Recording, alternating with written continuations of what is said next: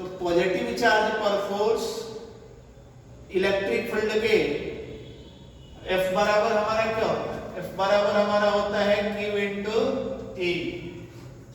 तो फोर्स किधर लगेगा?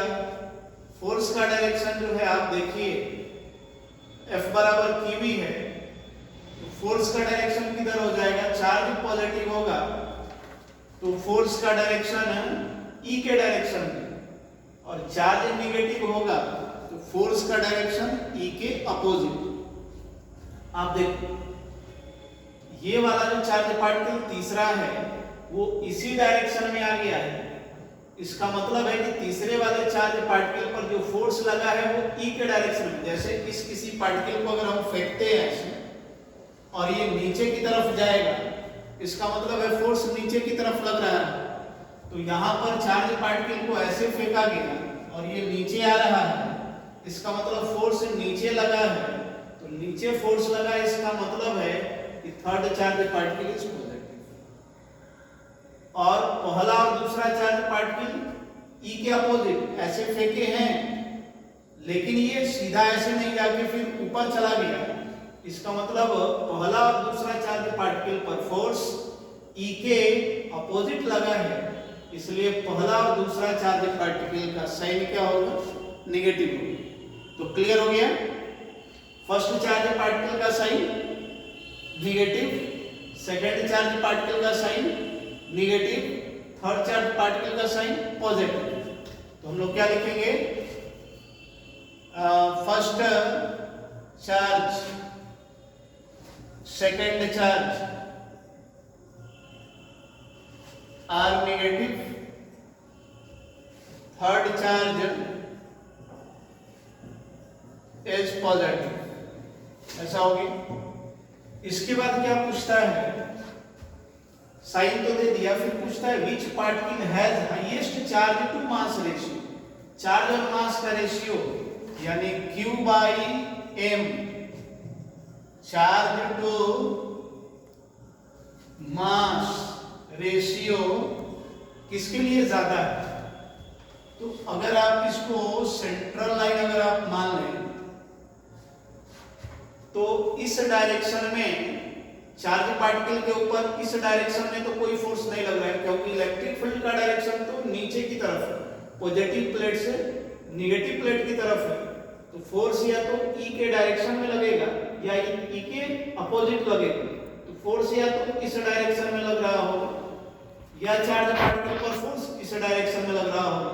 तो इस डायरेक्शन में फोर्स लगने से चार्ज पार्टिकल ऊपर जाके निकला है, इस डायरेक्शन में फोर्स लगने से चार्ज पार्टिकल नीचे निकला है, लेकिन इस डायरेक्शन में तो कोई फोर्स नहीं लग रहा है। तो इस प्लेट की लंबाई अगर हम L लिखें तो L डिस्टेंस को ट्रेवल करने में तीनों प्लेट को टाइम क्या लगेगा? सेम लगेगा। L हमारा ये हॉरिजॉन्टल डिस्प्लेसमेंट, हॉरिजॉन्टल डिस्प्लेसमेंट, तो T हमारा क्या हो जाएगा? क्रॉसिंग टाइम, क्रॉसिंग टाइम ये हमारा हो जाएगा L बाई यानी लेंथ बाई स्पीड U मान। तो ये तीनों के लिए, तीनों चार्ज पार्टिकल के लिए ये T क्या है? T फिक्स हो गया, सेम हो गया। अब डिस्प्लेसमेंट आप देखिए, ये डिस्प्लेसमेंट मान लो से y1, ये डिस्प्लेसमेंट से y2, और ये डिस्प्लेसमेंट, ये वाला डिस्प्लेसमेंट y3। तो y बराबर क्या लिखेंगे? uy into T plus half ay into T square. तो शुरू में आप हॉरिजॉन्टल फेंके हैं, इसलिए इसका वर्टिकल कंपोनेंट क्या हो जाएगा? 0। ये इस प्रकार का कोई अगर वेक्टर ऐसे रहता है u, तो इसका कंपोनेंट u cos थीटा और इधर u sin थीटा। लेकिन अगर आप इधर ही फेंक देंगे तो फिर थीटा 0 हो जाने से ये वाला कंपोनेंट खत्म हो जाएगा। तो ui का मान क्या हो गया? ui बराबर 0, y बराबर हो गया 1/2 ay इंटू टी स्क्वायर, ऐसा आएगा। और ये y कितना, एक्सेलरेशन कितना, तो फोर्स बटा में मास, तो y बराबर 1/2 kV/m, फोर्स kV बटा में मास इंटू टी स्क्वायर, तो y बराबर हो गया half Q/m E into T square. ये फिक्स है, इसका वैल्यू फिक्स है, तीनों के लिए सेम है। तो charge to mass ratio y directly proportional to Q/m, charge to mass ratio y पर डिपेंड कर रहा है।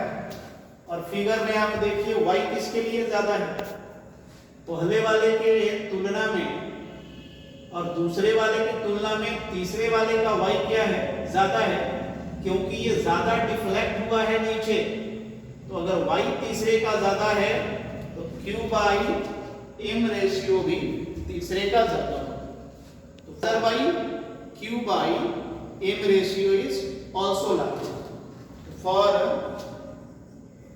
Larger y, Q/m ratio is also large. Therefore, Q/m is larger for third particle.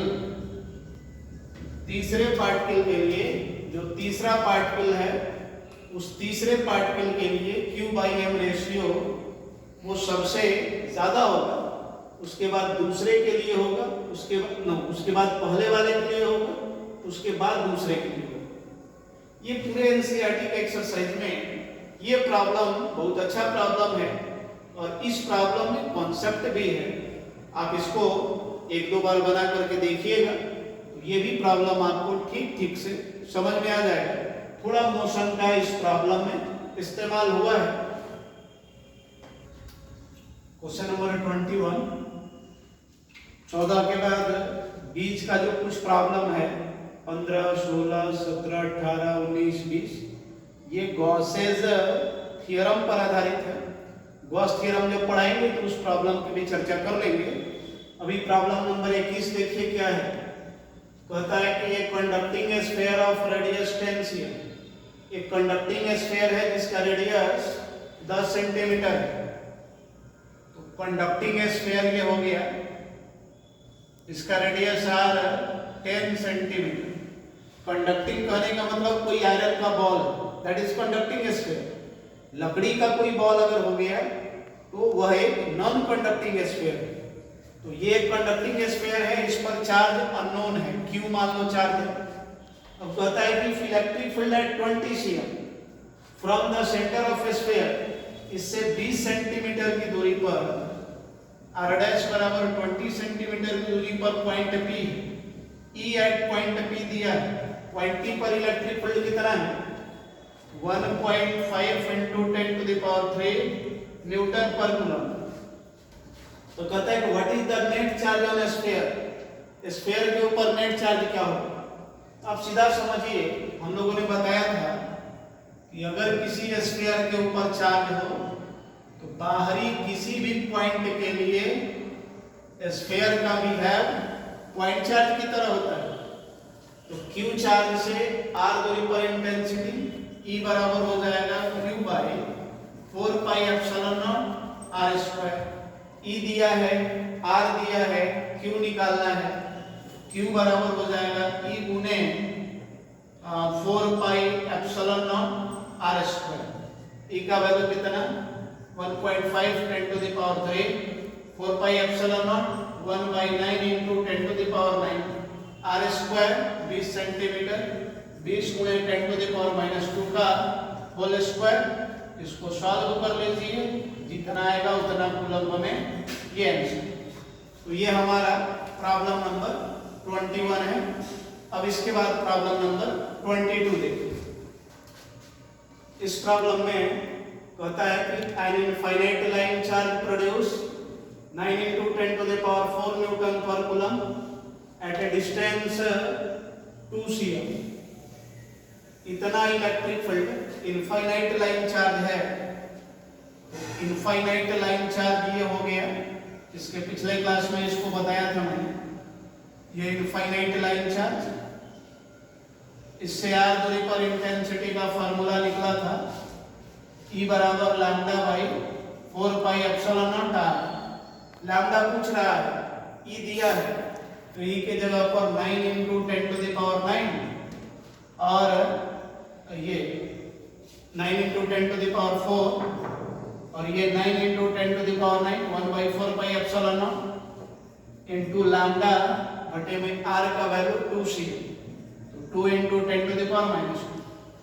Lambda यहाँ से निकल गया 9 × 10⁴,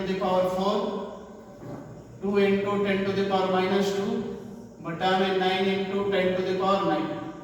ये और ये कैंसिल, तो ये हमारा कितना हो जाएगा, ये ऊपर चला जाएगा तो -11 है, 4 यहाँ है, 2 गुने 10⁻⁷